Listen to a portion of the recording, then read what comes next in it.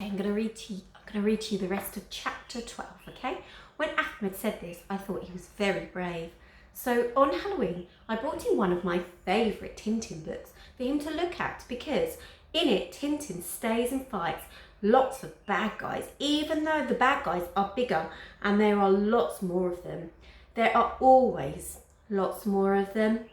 See, you're like this, see? I said, showing him the book. I was dressed as a vampire and Ahmed was dressed as a green monster, although Tom said it was the Hulk. We were sitting in the playground on our own because Tom and Josie and Michael were still eating their lunch and taking too long. Tintin, he cried out when he saw the cover. You know Tintin, I asked, surprised. I haven't thought about it before, but I guess Tintin really is famous everywhere. Yes, said Ahmed. I read all the time. My dad, he read to me. I nodded, remembering the voices my dad used to make when he read the comics to me too. After a while I said, I have all of them. You can see them if you like. I keep this, said Ahmed. Oh, I said. I hadn't really meant to give him the book. I had only wanted to show it to him, but I knew I could ask Mum to find me another old copy in the library and save it for me when it was about to be thrown away. So I shrugged and said, sure. Ahmed gave me a big smile and started to flick through it. He stopped at the page and pointed at Captain Haddock. My dad, he had this, he said, moving his finger so that it pointed to Captain Haddock's beard. You? I shook my head. No, my dad didn't have a beard, but also my daddy's dead. Ahmed nodded sadly and looked down at the picture. I not know where is Dad. Maybe he dead too. I looked over at Ahmed. He's not here in London, I asked. Ahmed shook his head. I came here, my dad. He behind. I frowned. Behind where? Ahmed shrugged and looked down at the comic. Maybe in France? Oh, I said, feeling sad for him.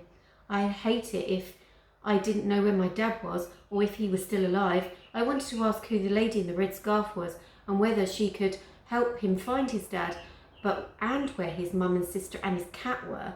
But when Ahmed flicked to another page and held it up to me, he was pointing to a picture. In it, Tintin and Captain Haddock and Snowy and a man with a white patch were all standing on a raft in the middle of the ocean, and Captain Haddock was waving a flag that had been made out of a blue jumper. See, said Ahmed quietly. I nodded. I have sister, he said. She there now? You mean here? I asked, pointing to the raft. No, said Ahmed. He pointed to the ocean, and then I understood. Oh, I said. I felt strange, as if something had just hit me in the side of the chest. It was the same feeling I had in hospital when my Uncle Lenny told me that Dad had died. You mean your sister? Her name is Sarah, said Ahmed. Sarah? She's in the sea? Ahmed nodded and rubbed his eyes. Then she's not with your cat? I asked. Quietly, Ahmed shook his head. Cat dead. In mountains. And then flicked to another page. He pointed to a tent and said, Mum sick? Last time I see her. Oh, I said. I wanted to cry, but Ahmed wasn't crying, so I didn't think I should either. Instead, I stared at the picture. He was pointing to just as hard as I could, so that he couldn't see my eyes. We didn't say anything else after that, because a few seconds later, Michael and Josie came out and joined us. Tom was still inside because it was chocolate pudding day, and he was always trying to get an extra piece after everyone else had left. I waited to see if Ahmed would show them the pictures and tell them about Sarah and the sea and his mum too, but he didn't. And when he looked at me and shook his head, I knew that he wanted me to keep it a secret.